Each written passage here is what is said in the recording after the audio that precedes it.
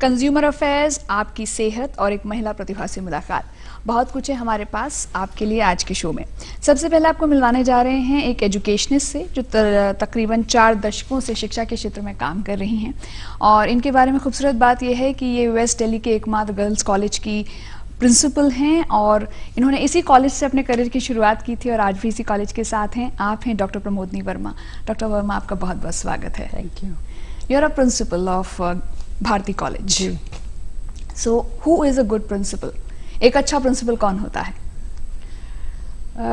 मेरे विचार से एक अच्छा प्रिंसिपल वो होता है जो सबसे पहले स्टूडेंट्स का हित ध्यान में रखता है। मैं कुछ भी कॉलेज में होता है तो ये सबसे पहले सोचती हूँ कि मेरे स्टूडेंट्स का फायदा किस में है, और एक अच्छा टीचर होना तो बहुत ज़रूरी है। हाँ। वही अच्छा प्रिंसिपल होता है जो एक अच्छा टीचर होता है।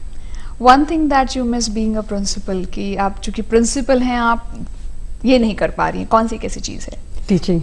हाँ, teaching I love teaching, I am passionate about teaching. और मैं अभी तक ये कहती हूँ कि मैं 40 सालों से पढ़ा रही हूँ पर मेरा एंथुजियाज्म कम नहीं हुआ है। मुझे अभी भी एक क्लासरूम चाहिए to express myself, to feel in connection with my students. और क्योंकि अब मेरी एडमिनिस्ट्रेटिव ड्यूटीज़ इतनी बढ़ गई हैं कि मैं पूरा लोड नहीं ले सकती हूँ, पर फिर भी मैं अपना दिन एक क्लास से शुरू करती हूँ। आप बिलोंग करती हैं लखनऊ से और फिर आप उत्तर प्रदेश में आप रही। दिल्ली आना के पीछे भी शायद कोई कहानी है? हाँ, एक कहानी तो है। क्योंकि जैसा मैं कहती हूँ, मैं एक ऑर्डिनरी मिडिल क्लास फैमिली से हूँ, एक ऑर्डिनरी लड़की थी। और I was lucky that my father had great faith in education. और उनका ये मन था कि मैं इसको जितना पढ़ेगी उतना पढ़ाऊंगा। तो वो मुझसे कहते थे कि अगर तुम अच्छे नंबर लेकर के आए, फर्स्ट क्लास लेके आए, तो मैं तुमको या लखनऊ या दिल्ली पढ़ने के लिए भेजूंगा। तो जब मेरा रिजल्ट निकला तो उन्होंने मुझे दिल्ली भेजा, और मैं यही कहती हूँ कि मैं दिल्ली पढ़ने के लिए आई थी और कभी वापस नहीं गई। तो मिरांडा कॉलेज से आपने अपना ग्रेजुएशन और पोस्ट ग्रेजुएशन आपने किया। जब आप भारती कॉलेज से जुड़ी तो आपने सोचा था कि वहाँ पर आप इतना लंबा समय गुजारेंगी, मोर देन 40 इयर्स? नहीं, ऐसा सोचा तो नहीं था, पर ऐसे कुछ माहौल बनता चला गया और फिर मैं कॉलेज के साथ इतना जुड़ गई कि आज तो मुझे लगता है कि कॉलेज मेरी आइडेंटिटी है और सब कुछ मेरे लिए कॉलेज ही है। 40 साल मैंने बिताए हैं, from being lecturer today to being a principal. So I am totally connected with my college. So आपने कुछ बदलाव भी देखे होंगे, आपने वक्त को बदलते देखा है, कई बार फैकल्टीज बदलती हैं, नए डिपार्टमेंट्स ऐड होते हैं, स्टूडेंट्स का रवैया बदलता है।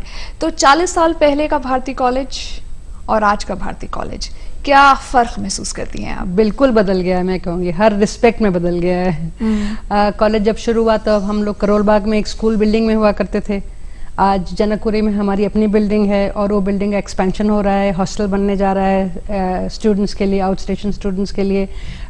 डिपार्टमेंट्स बढ़ गए हैं। जब मैंने काम करना शुरू किया था तो पहले साल कुल 13 टीचर्स थे और 240 बच्चे थे। आज हम 2000 के ऊपर जा रहे हैं, 150 हमारी फैकल्टी हो रही है। the student profile has changed।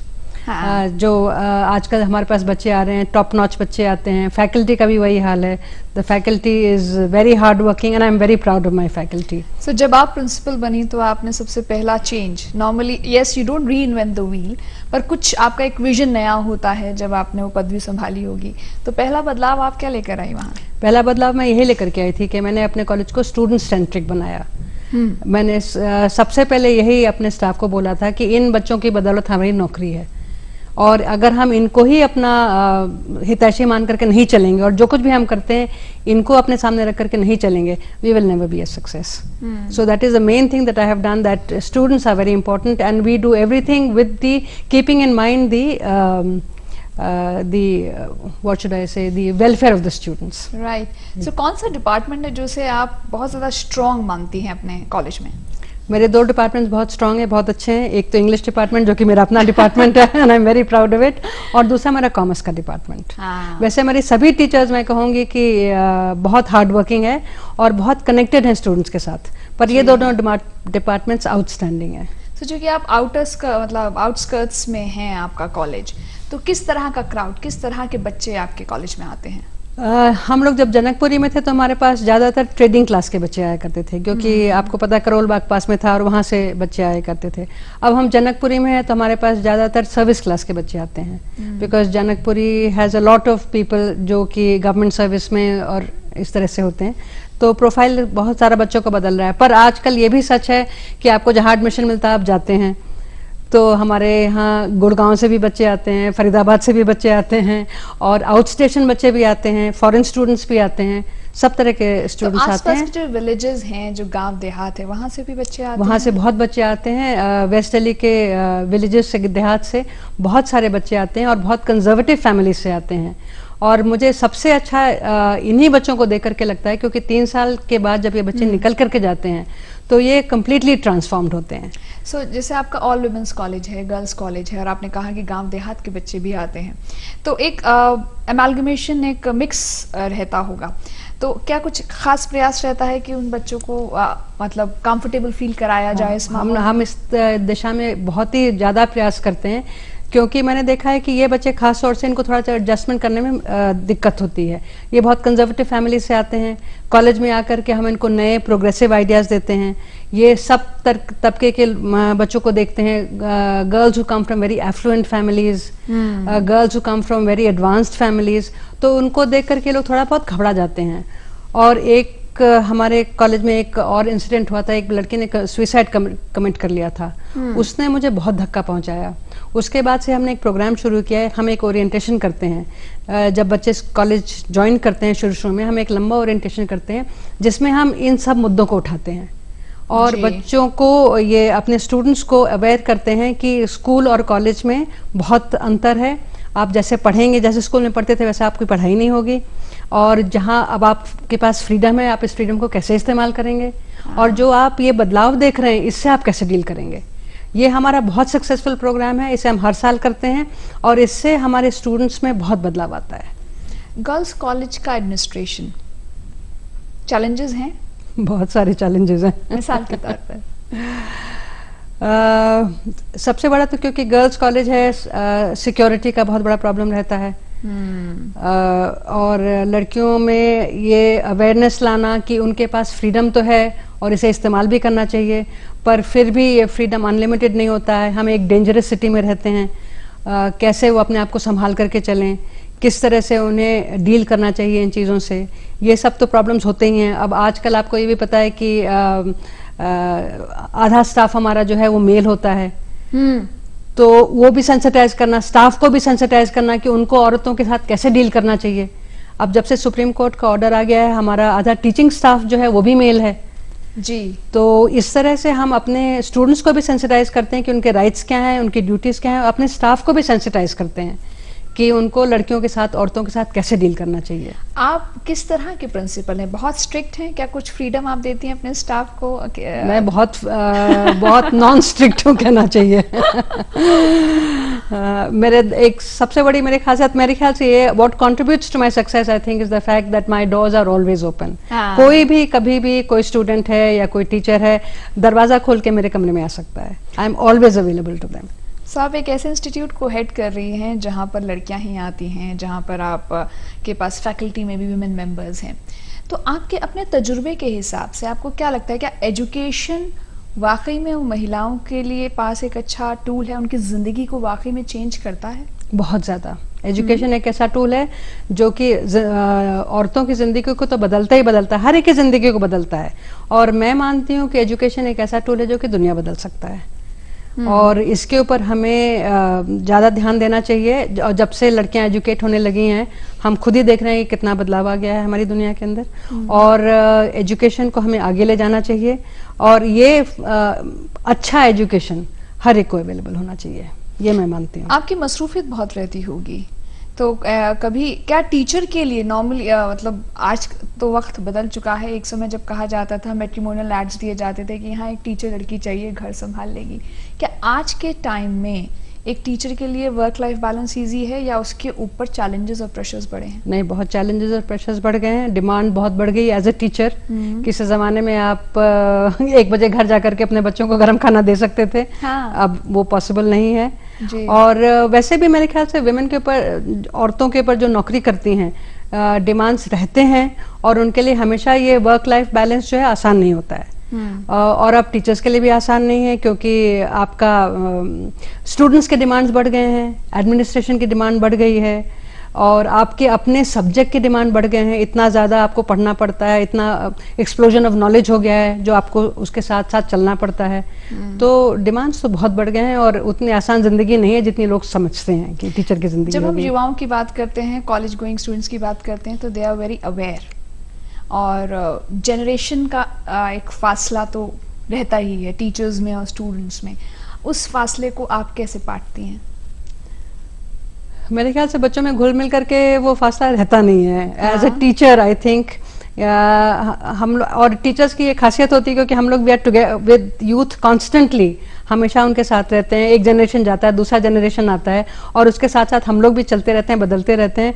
तो एक तरह से वो हमको यंग रखते हैं और हम उनको थोड़ी सी नॉलेज देते हैं, थोड़ी सी विजडम देते हैं, साथ साथ चलते रहते हैं। तो मेरे ख्याल से इतना कोई फासला नहीं रहता है। जैसे थोड़ी देर पहले हमने वर्क लाइफ बैलेंस की बात की थी, तो आपके लिए क्या चीज़ मुश्किल थी और was it easy for you? It wasn't easy, I would say, yeah, or especially for Indian women, it has always been a problem. But I was very lucky. As I said, I had a father who understood the value of education. I have also been lucky in my husband, who has been very supportive of my work. पर जब आपके पास बच्चे होते हैं तो हमेशा ये तो खिंचाव रहता ही है। There was a time when my son was very small, जबकि मैंने सोचा था कि मैं नौकरी छोड़ दूंगी। क्योंकि छोटे बच्चे को अकेले घर पर छोड़ के जाना आपका अपना मन नहीं मानता है। तो वो चैलेंजेस तो रहते हैं, और बल्कि अब तो मैं समझती हूँ ज़्यादा मुश्किल हो गई, क्योंकि किसी ज़माने में एक्सटेंडेड फैमिली हुआ करती थी तो आपको घर पे कुछ सपोर्ट मिलता था, अब तो वो भी नहीं है। तो नई माओं के लिए छोटे बच्चों को छोड़ करके घर पर जाना बहुत मुश्किल होता है। कुछ फैसिलिटीज आ गई हैं, जैसे कि अब चाइल्ड केयर लीव आ गई है, तो आपको 2 साल के लिए छुट्टी मिल जाती है बच्चे को देखने के लिए, but still it is always a difficult choice. हालांकि हम यूनिवर्सिटी लेवल एजुकेशन की बात कर रहे हैं, पर संभव ये सवाल काफ़ी समय से उठता रहा है, जैसे गांव देहात में जो टीचर्स हैं वो सख्त होते हैं बच्चों के साथ। पनिशमेंट, हालांकि कोर्ट के ऑर्डर्स आते हैं कि नहीं आप नहीं पनिशमेंट कर सकते, एक रिसेंट भी रूलिंग आई है। सो आपको क्या लगता है कि एक महिला क्या बेहतर टीचर बन सकती है, क्योंकि उसके अंदर एम्पैथी ज़्यादा होती है? Gender has no role to play in that. I think that we have genderized that. Empathy, yes. Compassion and compassion, love. हाँ, हम ये उम्मीद करते हैं कि औरत है तो उसमें एम्पैथी ज़्यादा होनी चाहिए, कंपैशन ज़्यादा होना चाहिए, अक्सर होता भी है। हाँ.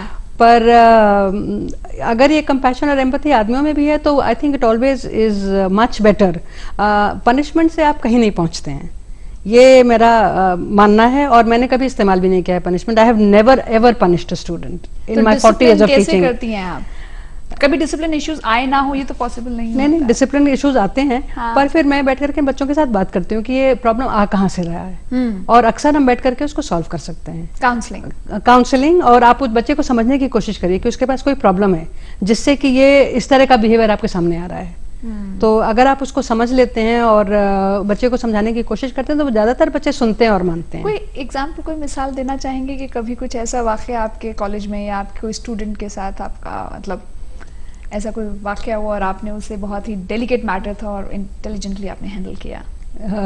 कुछ इमीडिएटली तो कुछ नहीं याद आ रहा है, पर हाँ, मैं अपने स्टूडेंट्स को हमेशा कहती हूँ एग्जामिनेशन के टाइम पर अक्सर वो घबरा जाते हैं तो मैं उनसे कहती हूँ कि सुसाइड करने के पहले एक बार मुझे फ़ोन कर लेना तो अक्सर मेरे पास रात को 12 बजे फ़ोन आएगा, 1 बजे फ़ोन आएगा, मैम कल का पेपर है, मैं तैयार नहीं हूँ, मैं पेपर नहीं दे सकती हूँ, और I can't do this and I can't do that. College level पे भी ये रहता है, स्कूल लेवल पे तो ये होता है कि आपको आगे एडमिशंस चाहिए, पर कॉलेज में आने के बाद भी क्या ये सिंसियरिटी और ये स्ट्रेस रहता है? करियर के लिए तो रिजल्ट बहुत जरूरी है ना आगे।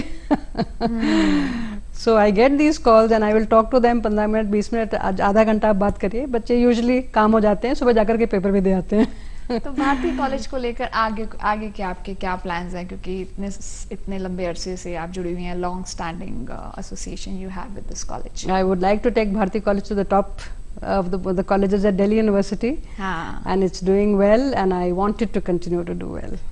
और हमारा ये जो प्रोग्राम है बहुत सारे लोग देखते हैं और दूरदर्शन की जो पहुंच है वो बहुत दूर दूर तक है। हो सकता है इस वक्त ऐसे लड़कियां भी देख रही हों जो किसी गांव देहात से जुड़ी हुई हों, उन्हें इंस्पायर करने के लिए कि पढ़ाई ना छोड़ें, एजुकेशन से आगे आएं, उस पर आप कुछ कहना चाहेंगे? हाँ बिल्कुल, मैं ये कहना चाहूँगी कि उनके लिए बहुत सारे बच्चे हमें मिलते हैं जो कि जिनके लिए कॉलेज आना बहुत मुश्किल होता है, माँ बाप से लड़ करके आते हैं, कईयों को घर में सारा काम करने के बाद कॉलेज आने का मौका मिलता है।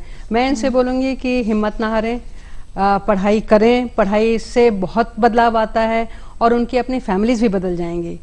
तो और सबसे बड़ी बात है कि जहाँ ये पढ़ना चाहते हैं जो भी है उनको अप्रोच करें। कई बच्चे आते नहीं हैं आपके पास कहने के लिए हमारा ये प्रॉब्लम है, प्रॉब्लम होता है तो हम ज़रूर सोल्यूशन ढूंढते हैं। जी। और डॉक्टर प्रमोदनी, आप जैसे अगर मेंटोर्स हो, गाइड्स हो और इतनी सौम्यता हो तो क्यों नहीं लोग आपको अप्रोच करेंगे। और thank you so much. Thank you. बहुत अच्छा लगा आपसे बात करके, आपको निजी रूप से भी जाना और आपकी एक प्रोफेशनल जर्नी को भी हमने देखा। Thank you so much.